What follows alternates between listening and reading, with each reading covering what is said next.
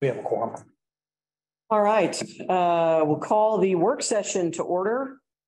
Roll call, please. Roll. Haley. Here. Mylan. Present. Mulvaney Henry. Here. Bryant. Here. Gonzalez. Here. You have a quorum. Thank you. Before I ask for a motion to approve the agenda, are there any revisions to it, corrections, anything? Hearing none, do I have Move to approve. I second. It's been moved and seconded. Roll call, please. Roll call. Haley. Mylan. Aye. Mulvaney Henry. Aye. Bryant. Aye. Gonzalez. Aye. That motion carries. Thank you. Mr. Johnson. Well, I'll ask first of all, Mr. Groman, welcome. Are there any board updates? Anybody got an update from any board committee? Anything with the unified government? Yeah, I've got a board. I had a very intelligent response from the Homeowners Association.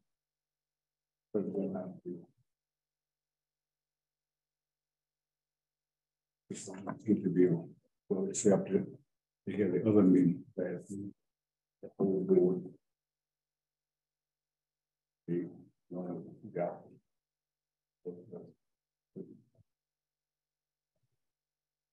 Great. Yeah. Good to know that. Thank you, Mr. Mylan. Anybody else, any other board reports? All right, Mr. Johnson. All right, just a brief GM update.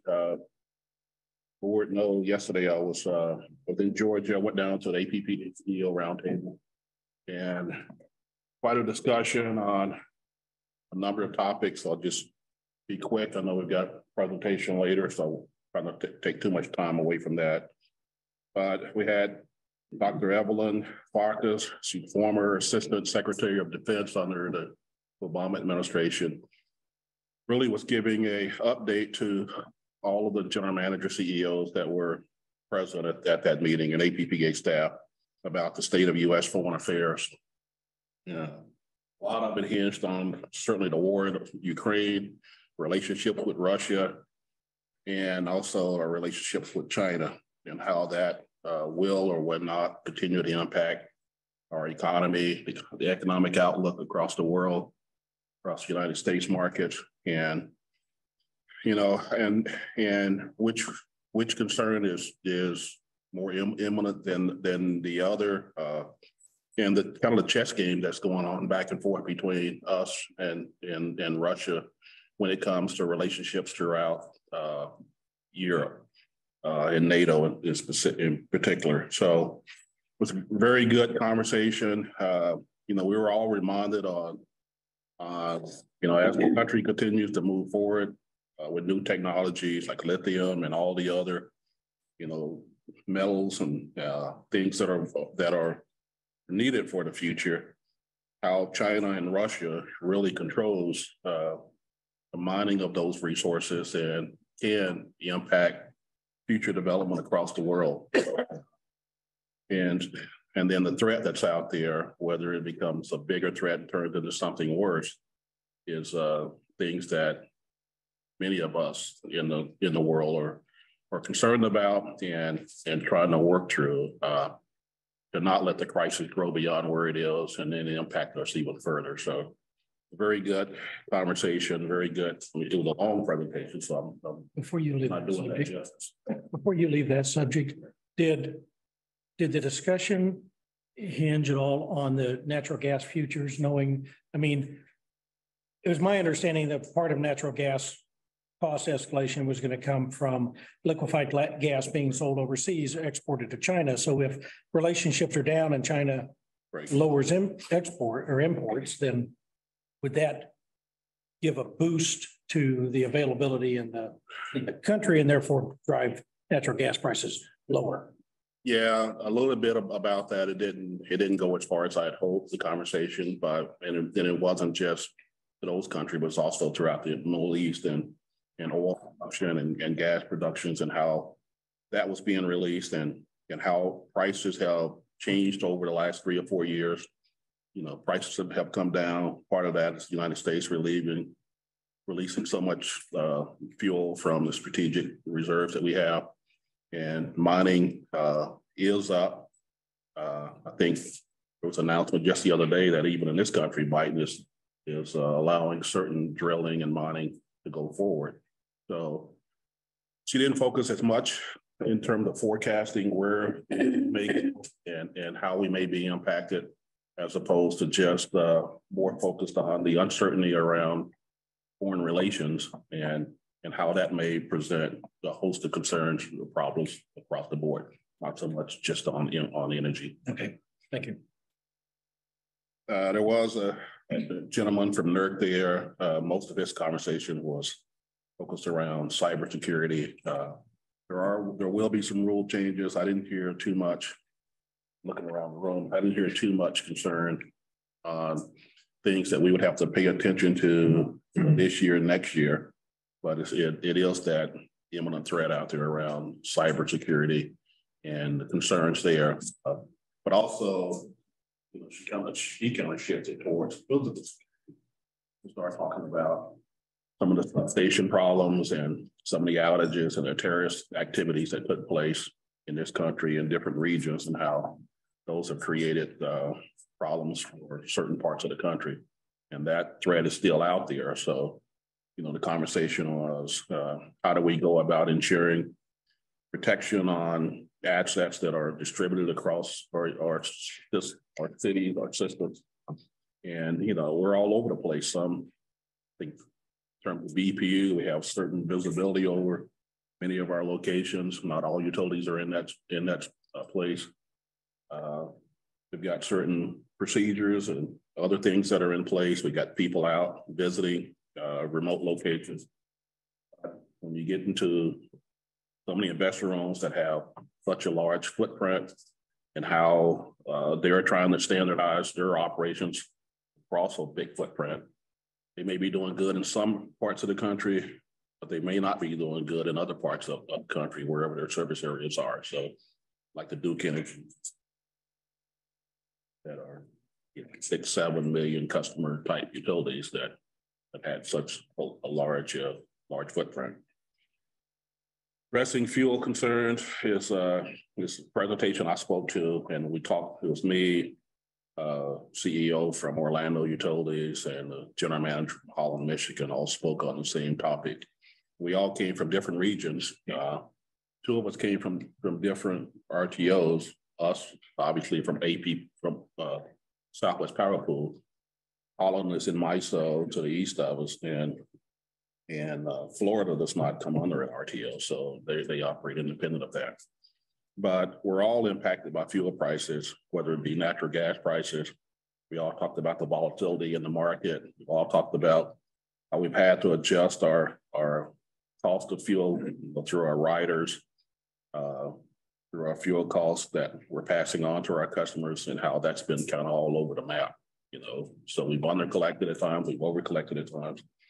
And then I looked at a 4-year window on the pandemic, also supply chain issues with coal and some of them. I didn't just stay on natural gas, I also talked about the rail industry and how that impacted us.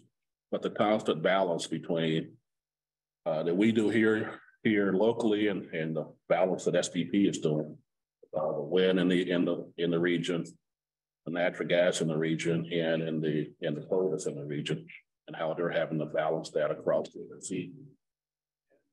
The polar vortex having the impact it did, and also now that we've seen record 22 prices, had staff give me comparisons to first quarter 23 compared to 22. We're down significant. I don't have the presentation, but I think we were up like 64% last year over the previous year. We're down like 38% over the same period this time last year. Okay. So it is changing. You know, our customers are having to they're gonna have to ride through those changes with us, because I mean, these are market prices that we're paying. Get energy to our consumers, and part of what I've seen and what genetics through bills and stuff, some of the price increases and things that people are talking about is the adjustment in that rider that's causing some of those concerns. But it's not our rates changing, it's not anything else. Just, here's where the market is carrying us, and here's the impact that we're feeling. And you guys have known quarter by quarter, we've been adjusting the ERC. And just have to, that's what we're asked to pay, and pass that through.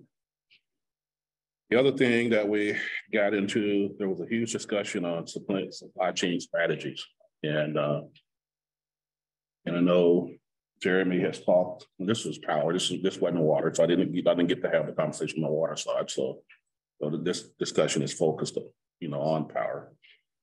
But, APPA is looking at, and they did try to make a run with the infrastructure bill that Congress passed on getting transformers and other utility materials included in that infrastructure bill, but they were not successful. Some of the other utilities were not successful in getting funding for that and working with vendors to be able to turn out more product.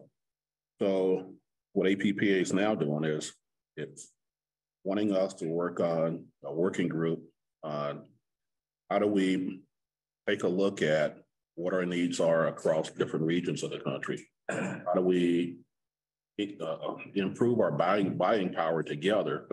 Maybe go into some joint bidding activities.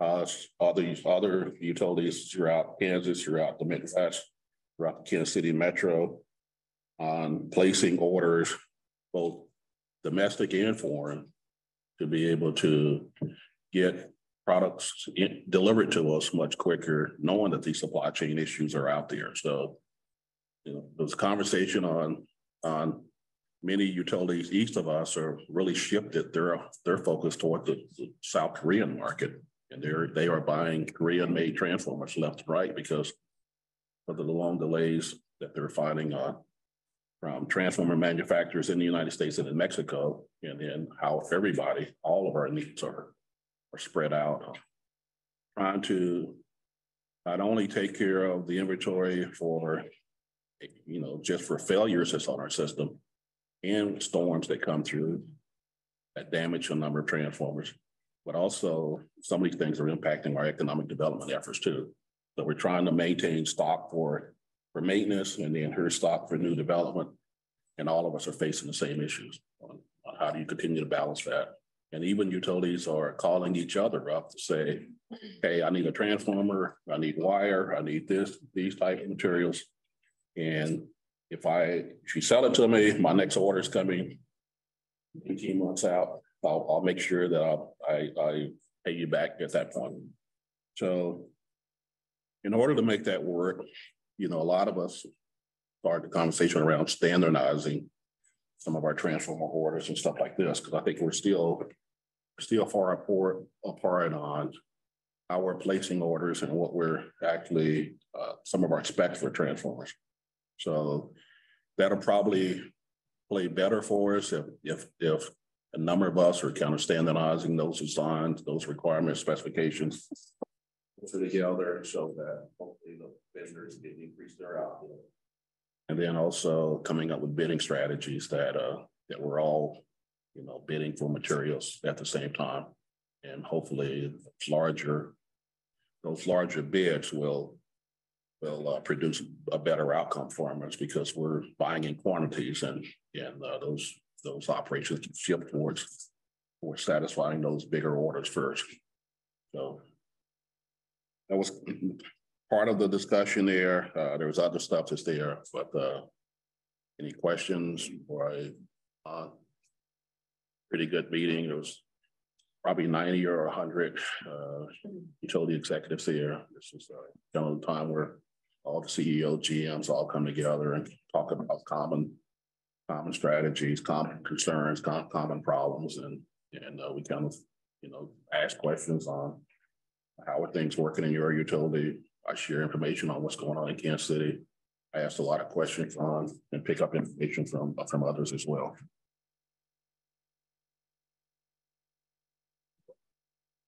So next on the agenda is the 2023 energy efficiency. I know we talked to the board about this on our budget retreat, that we're putting money back into the program, our budget rather, to get back into trying to help our community through a weatherization program. And without stealing any of Patrice's thunder, there are dollars out there later in the year that's going to come in. We're trying to get a jump start on that, and she'll speak to some of that when she gets to that part in the presentation. But you know, there's the good thing that I like about this, as opposed to here are Kira dollars that come from through the feds, through the state, and paying people's utilities bills for 3, 4, 6 months up to a year. Really not getting to the root cause of the problem. Okay, these are temporary band-aids to help people get through. Their homes are still leaky. There's other things that are still going on that needs to be addressed. And I think tonight here and then also in the session presentation, you're going to see where the federal government and the state governments are focused on. A lot of it is in these type programs, really trying to get to where public dollars are now trying to make an impact on finding solutions, fixing problems, as opposed to just giving people a way to pay their bill this month or the next 6 months. So, please all well. You ready? Yeah, thanks, Bill. My name is Trace Townsend. I'm Director of Utility Services. I'd like to introduce my staff, Al Garcia, Account Representative, and Carlos Diaz, who is our Development Coordinator, and he will be assisting me on this weatherization program. Next page. We're just going to kind of go over the program objectives and talk about what our plans are. You can read the whole thing, so I'll kind of just go over and you can read along.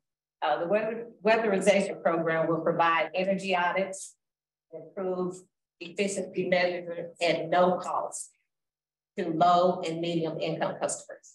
So what we plan to do is to use our funding to pay for the energy audits as well as the upgrades. And of course, our objective is to improve energy efficiency and lower utility bills. That's what we're trying to do.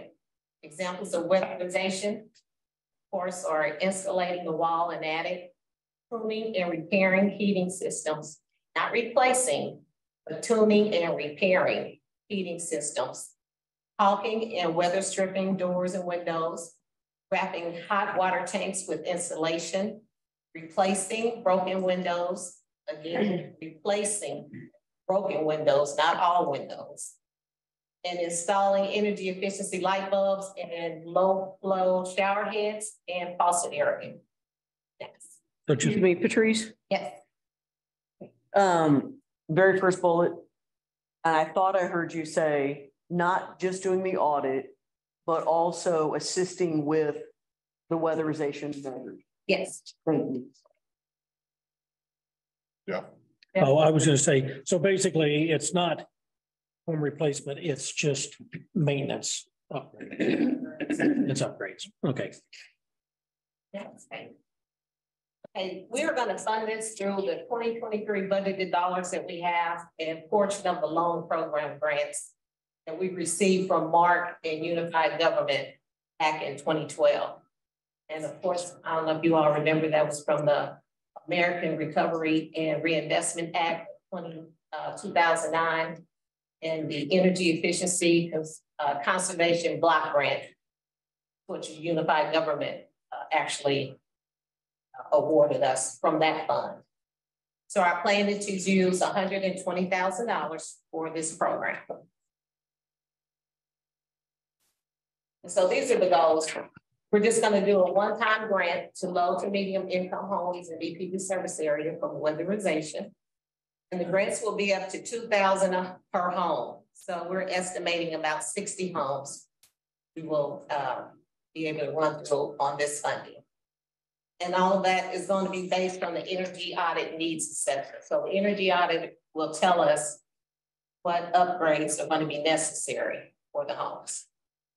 And as part of those energy audits, it's a blower door detailed analysis, and those are performed by certified energy auditors. So we will have certified energy auditors, not me out there going through telling you what I think is going to be actually certified energy auditors. What's the cost of an energy audit? Well, we've ran the program before, was between $450 and $500.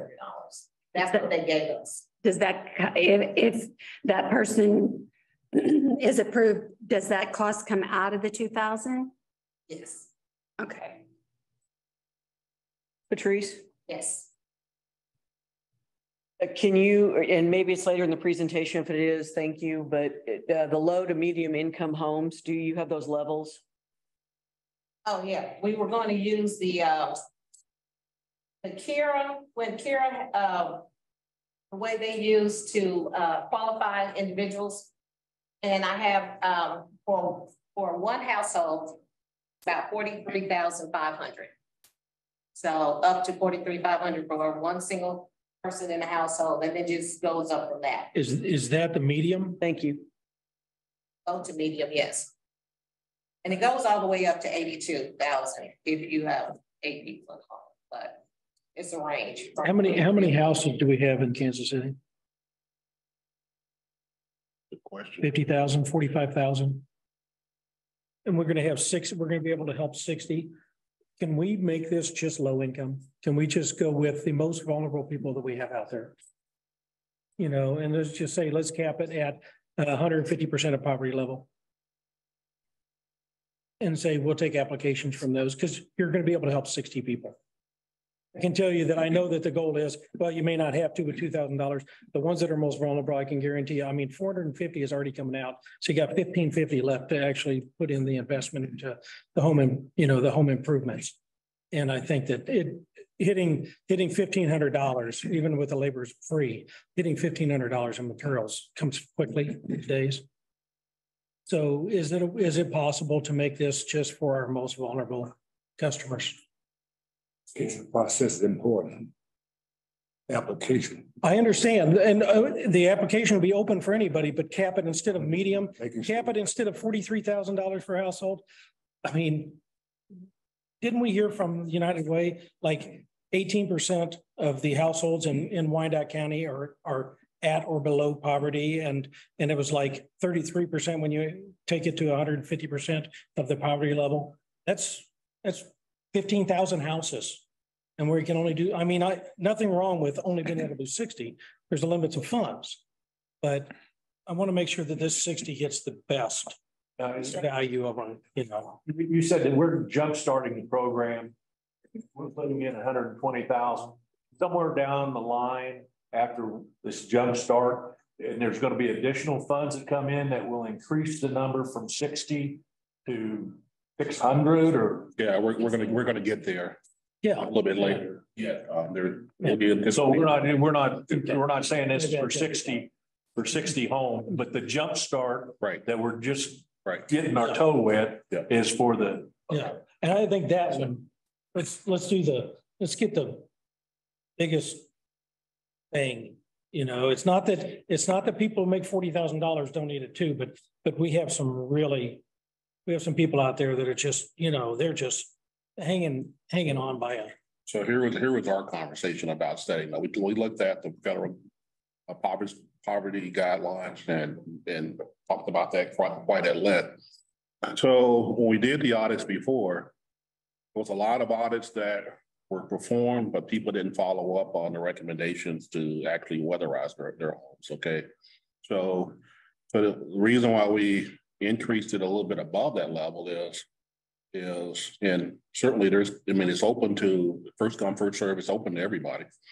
But we thought about, you know, if we did raise it, now we're bringing in people that may have the financial means to actually move past the audit and do a little bit more themselves, in addition to any type of federal dollars that may be coming their way too. So if there's things that, there's things that we still still not quite 100% certain about. But how do you move this to people that have a little bit better financial shape to be able to take advantage of the audit and say, okay, if I need to do this and it goes beyond the $2,000 before the federal funds come in, I may be able to spend a few of my dollars to be able to make an improvements on my place of living versus somebody that's on the lower end. And then we do the audit. I see the give and take of it. I just know of, you know. I think we're going to circle back and catch those though, once the federal and state dollars come in. As long as it's not too long, because we got winter coming. You know, I know we're just going into spring, but winter will be back around. Yeah, yeah. You know, I just like seeing us, we have so many limited dollars. Right. And I just like it to be. I'll talk after Patrice. Okay. All right. Thank you for entertaining me. Thank you, Jeff. That is something we should consider. So thank you for that. Next. These are just a goal to continue. Our weatherization improvements must achieve an energy cost savings of at least 10%. So 10 to 15% is what we use as a guideline before, which actually at that level, you can really start seeing the changes as far as reducing your energy usage and possible, you know, which result in lower bills. So when we did the program before, you know, when they gave us, before they took the money from us, did we actually record anywhere the results that we got to see, you know, like what those are? I mean, not right this today, but it would be interesting to know what was the average amount that we were able to, you know, the program was able to furnish to people who participated, you know, and actually did the work on the house. we have those numbers. Okay, and that's fine. It's not today. I would just like to see those at some point. Yeah.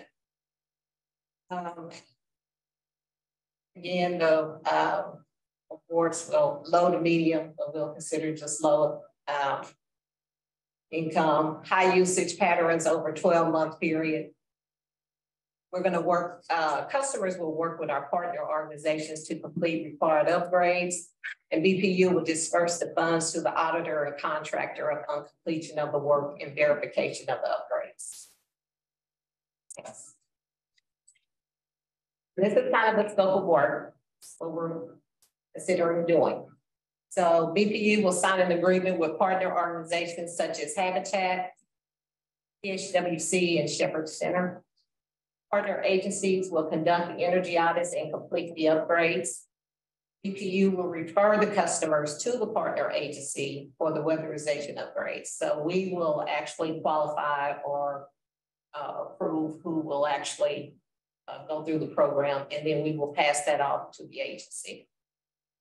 The agency will provide a detailed invoice on the scope of work and costs for each home, and they will get that information back to us. Once the work has been completed and inspected, BPU will pay the agency. The thing about it is we will not be liable for any of the upgrades.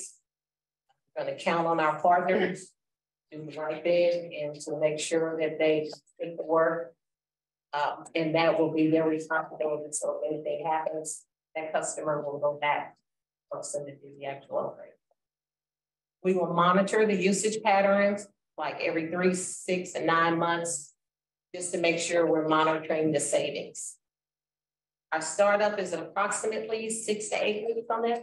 I've already reached out to Habitat, Shepherds, and CHWC. Meetings coming up in the next couple of weeks, how to figure this out. And in the past, we've done work with, well, actually, Habitat did some homes for us in our last program. So that should, hopefully we can get that arrangement back. Selection process. BPU will approve the customers who wish to participate in this program. And this is how we're going to do it. We're going to look at the customer high bill and consumption over a 12-month period. Low to medium income and senior fixed income. And before I referenced that we were going to use the CARE guidelines, but we can also look at what Deb suggested. Age of the home, single family housing, and they must be a current BPU customer with at least 12 months history. And it will be on a first come, first served basis. And we just thought that we would acknowledge some of the other weatherization programs that are out there right now. ECAN provides free weatherization services to low-income individuals, and they give priority to customers over 60 and individuals with disabilities and families with children. And they are in 16 counties in our area, and Wyandotte County is included in that. And this is just the information. If a person is interested, they can go to the website or they can call that number. We also touched on this. There are federal grants available for weatherization. It is at the state level. And the distribution of these funds have not been clarified or identified at the state level. So the state is currently meeting to determine the terms of a weatherization program. And their timeline is somewhere between the fourth quarter of this year or first quarter next year. And we will provide more information when it's available. Hey, Patrice, do we know when the funds were distributed by the feds? Anybody know? So the feds went through their process once the Senate and House approved the budgets and the president's office signed. I'm not sure quite what all they had to go through to work with allocating certain amount of dollars to each state and how long that took. I can go back and look, but it is past federal government now. We're having those conversations now with the state on a number of federal funding opportunities on exactly where are the dollars at, what's the process, what dollars can the utility pursue, what dollars does customers individually have to pursue, and I think Patrice, you have slides after this.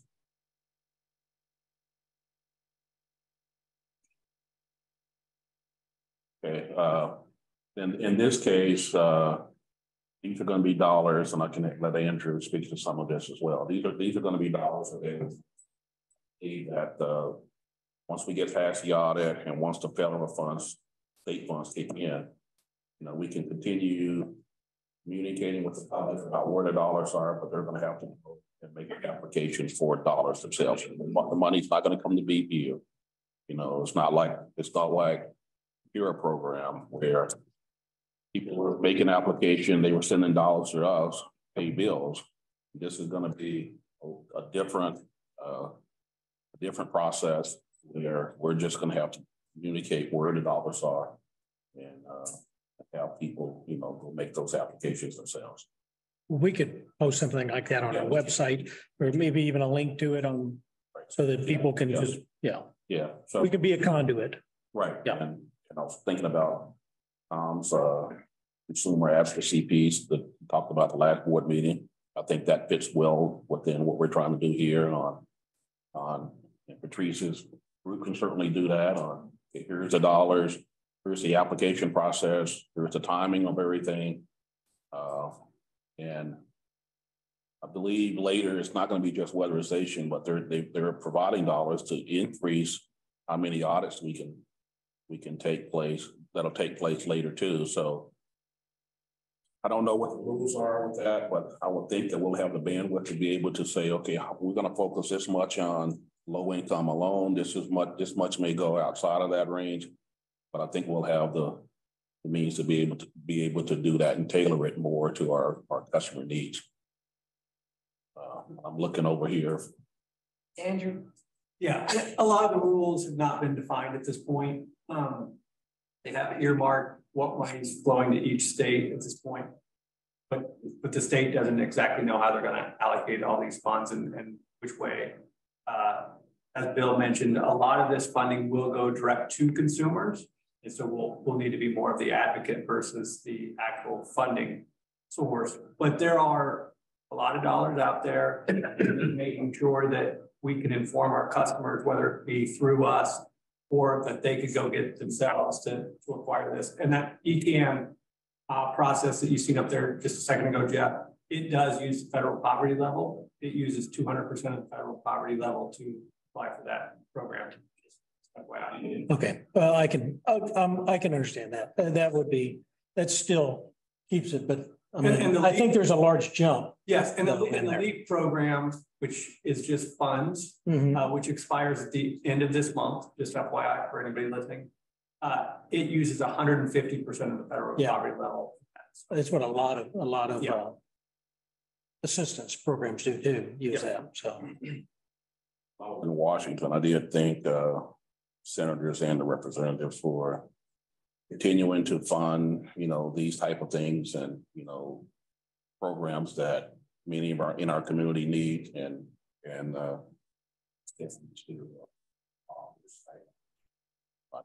Wyandotte County, because he is great.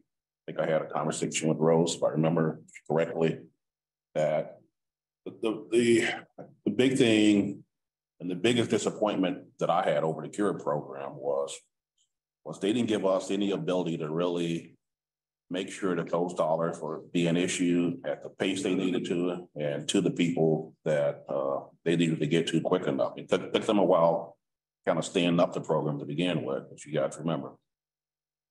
And then everything was based on county or city population. So it was all run out of the state of Kansas. My hope is, when they get into determining this later, that we'll have more of a say on how the dollars are going to flow back into our community.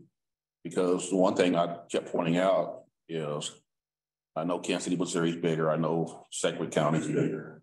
But I'm basing it on population only. And if you're going to give those communities dollars directly to be able to distribute, I think we can make a case with our demographics and our poverty level here that should be considered, outside of just everybody, communities that's over 200,000 people or whatever that threshold was. Okay, because just look at our demographics, look at the poverty level, look at, you're gonna find that there's a bigger need in Wyandotte County than there are in Topeka and in Wichita. Yeah, assistance funds should never be assigned by population. Right. That's the thing. It should be assigned by need. Right. So we'll be having those conversations once we get closer to better understanding. And if we see things not going in that direction, we'll certainly be talking to the state about giving us a better opportunity to help people that we serve. So do we know who will be, like, where is the money allocated to at the state level? Who's going to be distributing those funds? It'll go through the KCC. So we will work with the KCC on all those activities. Okay. And question for, I know that you guys have been visiting with many federal legislators. Is there any discussion whatsoever about a universal service mechanism? Because this is a lot of one-off programs that continue. Right. Which it really seems like we've really reached the stage of how can we not figure out universal service for electric and water utilities in this country? The federal government moves in many different directions and moves in a different direction and when, but I haven't heard of that conversation. We can certainly take that conversation back to our representatives, federal representatives, and talk about it at the state level too. So, because the feds are going to allocate so much money per state, and they're going to look at here's all the counties, and then they're going to allocate based on population more than likely. Okay, so right, and to Jeff's point about allocating based on need. I know. That's how those programs are administered. So I'm sorry, Patrice, I apologize. I have another question, Patrice. I know that with the CARE funds that renters could take part because the landlords would, in this particular case, it's just for the homeowner. There's no way we can help renters in this program. Well, you wouldn't be able to insulate their buildings because they don't own them. That's what I'm saying. When so many of the people that come to us, the homeowners can make out. The owners can make out. could. That's what I was going to say. We could take an application from the owner. Okay, So Yeah, if renter they- comes to us, we can reach out to them. Okay. And see what they got. all right, that was Well, this quick concern. comment. Sure. I'm looking at the bond. Okay, good. Do this, here it is. Yeah, it's funny. Oh, also, I've had, I'm starting this conversation, and I've had the conversation already. The unified government can play a key role here because, I mean, like earlier, the funds came down through community block grants. They're the ones that can access that at the state level. BPU cannot. Okay, so when they make their applications, they're not as fast now as they used to be, but when they make their applications, you know, making sure that there are pieces for the utility customers that are paying utility bills. My reminder is they're not just paying the BPU bill, they're also paying the unified government bill. So unified government should share in those efforts like BPU. When we're giving utility assistance programs and running those year after year and trying to help, it'd be good if the unified government can step up as well and at least partner with us on those efforts. I can't wait for our joint meeting someday. Okay. Lori keeps waving at me to bring out the fact that Carlos and I are meeting with the unified government. BPU and unified government is doing a joint venture on grant opportunities because they are the ones that can actually apply for these funds and we can't. So our portion is weatherization and community solar farm. And Andrew is also part of the committee. And we've been working with them on our needs. We gave them a number. I gave them $5 million. They had to cut it back. But I think we did end up asking for $2 million maybe. That proposal is going before the commission on March 27th. So hopefully commissioners will sign off on this being one of the grants that they can go after. And then hopefully we will get some funding from that. Yeah, and we will be at that meeting. Is there any way speaking to your commissioner could help in the issue? Oh, yeah. Like personally speaking? Yes, that would be great. I think it's a whole slate. They have a whole slate. That's just our portion. Okay. But I think it's 10 or 15 grants that they're proposing. It's about 10 or 15 grants that they're proposing to commissioners. But we do have a portion of the weatherization in the community. So we'll see how that goes. So that'll be more. What was the date again? March 27th. Okay, thank you. Thanks. Oh, yes. Oh, I could be next. Oh, So actually, I was going to jump back kind of like where the dollar came from this program. So a portion came from the Mark grant. There's a yeah. Okay. From 2012. So we have had these funds for all that time? They were tied up in energy smart homes loans. So they were loans that were the money available in 2012, and the loans were provided In years. We stopped. I remember they were no interest loans or something like that. Right. And probably stopped in 2013 by the time the money was all used. Mhm. And they were 7-year loans. So Okay, so this is the this result is money coming back in. from that we had with the investment in that program. This is the return of it. Right. Every month. Okay, okay. 7 years. There's only one left out of. It was 55. About Okay, 55. okay. So, and then the balance of it, we're coming out of our just economic development dollars. Okay. They're coming out of utility service. Energy efficiency, yeah. Energy Okay. efficiency. It's, yeah. I see your Economic face. development. I see your face and I think of economic development. So, all right. I think I got it. And finally, summary. The overall program objective is to begin providing energy efficiency upgrades. That's what we're trying to get this started, and we're working with those that are struggling with high energy bills. And we're just going to try to work this until we can get additional federal dollars. So one of the things that I kind of liked is the part that that, you know, different organizations, but say Habitat for Humanity are going to go actually do the upgrades. So that I think that the participation hopefully level would be a higher percentage because now it's not like, hey, we did the energy audit and this is what it tells us and here's your supplies to do those and they just don't do them. Where now it's just like, hey, now let's schedule a time to come in and we'll have guys come in or we'll have people come in and do the upgrades as deemed necessary and then, so it's a quicker turn and makes it more available to people, to seniors and stuff who can't do those upgrades themselves. So, and I think that's more than the income level. I think that's more of the people that are in that lower income. A lot of those they're there because they're on a fixed income and it hasn't changed over longer periods of time. So therefore, they're probably seniors on retirement and they just don't have the physical ability to do these upgrades. So I like that we're taking that out of the equation. Right. Another thing, you mentioned the other organizations. When I reached out to CHWC, they already got a couple of people that they're waiting to do. Cool, that's good. Installation for. So, I mean, just the conversation, us just reaching out to them. They're like, hey, by the way, we already have some people that we need to try to run through. So the need is there. Oh yeah, we know. Partnerships are going to be the best thing for customers. And, you know, this is stuff they do all the time. So. Yeah, so, you know, I was looking back at it and I saw that, you know, there'll be priority ranks for, you know, when the applications, but my assumption is if they trickle in instead of flow in, that we'll just handle them as they come. It's only when you get a backlog of them that you'll have to worry about rating or prioritizing.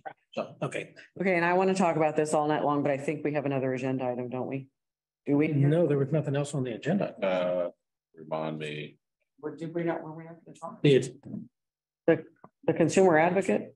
Yeah, that was included in this. That's why I thought. Oh, okay. Well, I just want to make sure we got to that.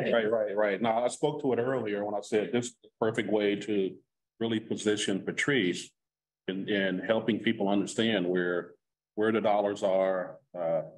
If there's other dollars outside of this program, then yes, she can certainly help with that. So let me circle back on something else. So you guys know that Andrew is now working under accounting, right, on the lorry. So kind of reposition him in the utility. His title's changed a little bit as Director of Financial Planning.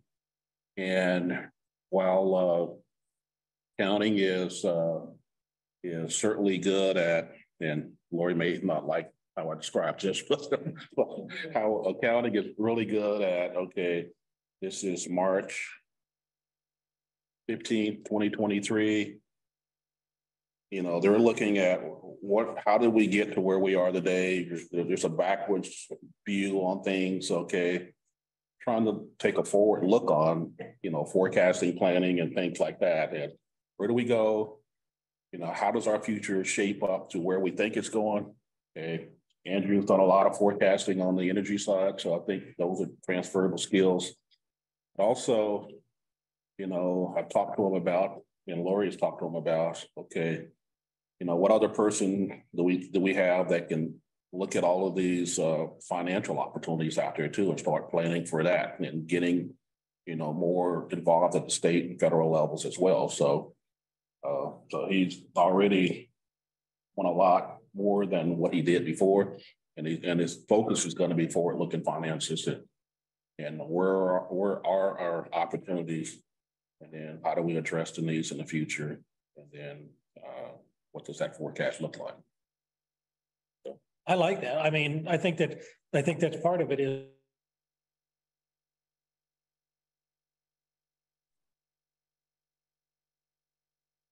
You know, as the population grows. So I think that, you know, preventative. Right. I'll take an ounce of prevention. Yeah, so. Well, that is, I mean, he'll be doing what I do every day. All right. Still gonna do the forecast for the budget? Yes. That's still, Yeah. it's kind of the starting point Yeah. for us, so. Like I said, congratulations. Mhm. We'll see if you still consider it congratulations in 6 months. Did we cover what you? Well, I was happy to hear that, you know, Patrice is going to be involved again in that. Right. And, but I hope that it's not that narrow, that it's a Right. little bit broader than just focusing on weatherization, that she has the range to where she can, you know, also assist in other areas. So if Andrew's turning over every rock he can, Patrice is not just a few steps away from him. So, I mean, and they're talking quite a bit anyway on looking at opportunity and then how do we communicate that out and then how do we help our community? Well, I think I would hope too that in your group, your consumer group, that if you get together with these outside parties, and if this should come up as a topic as to what policies and projects and programs that, you know, that they like, and you might be able to come back with some recommendations. That's right. That's certainly what our hope is. Yep. That's what, that's my vision of it. Okay. And I think it's good that Patrice is that face because she was Right. kind of out there with our care program and it's Yeah. a recognizable person. So sorry for flying over that too fast earlier, but I tried to include it in this message, but it won't be just limited to the other things that we find that how do we address the needs. And again, I think that once this community engagement gets up and running and as the discussions there progress, that possibly that this could be a topic that, you know, you could come back to the board. Will do. Okay, thank you. It's going to take a lot of organizations. I think we discovered in the hour that we discussed it, but We'll bring her back once the audits are up and going and give you an update on how things are progressing. So. That's it. Thank you very much, and I appreciate your feedback. Thank you. I thought Carlos was going to have part of that program. You said that he was going to. I told you Carlos is going to be taking over here. I'll entertain a motion for adjournment. This is Jeff. Second. Roll call, please. Roll call. Groneman, Aye. Haley, Aye. Mylan, Mulvaney Henry, Aye. Bryant, Aye. Gonzalez. I That motion carries. This meeting is adjourned.